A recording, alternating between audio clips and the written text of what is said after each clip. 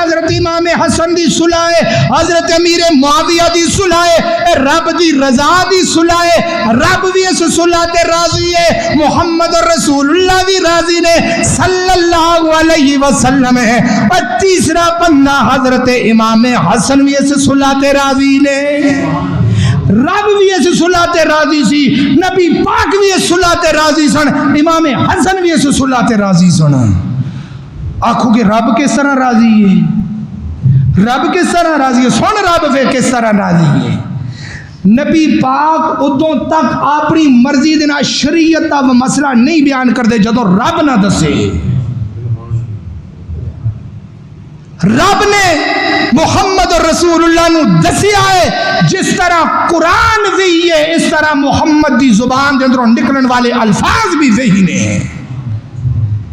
پتہ لگیا ہے جڑی صلح رب دی مرضی دے نال ہوئی ہے، جڑی صلح محمد رسول اللہ دی مرضی دے نال ہوئی ہے،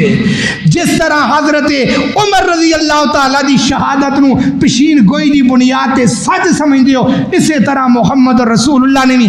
اپنی زندگی دے اندر حضرت امام حسن نو سید آکھیا ہے اور صلح کران والا آکھیا ہے۔ اسی طرح پتہ لگیا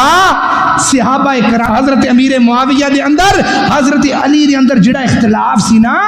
وہ پتہ ہے کس طرح دا اختلاف سی، وہ اسی آج کل انہوں کفر دا اسلام دا مسئلہ بنائی بیٹھے ہیں، وہ پائیو کفر دا اسلام دا مسئلہ نہیں سی، وہ ماڑا جا چھوٹا جا کمی پیشی دا مسئلہ سی، وہ کمی پیشی کی سی، وہ حضرت عثمان رضی اللہ تعالیٰ دے خون دی گال سی،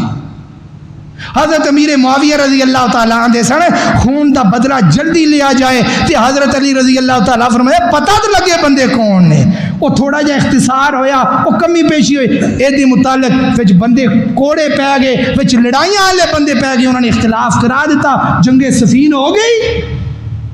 بڑے بڑے صحابہ شہید ہو گئے رضی اللہ تعالیٰ عنہ، لیکن اس بات نو اے بنیاد بنا کے حضرت امیر معاویہ دے ہوتے تبرہ کرنا میرے بھائی جہالت ہے،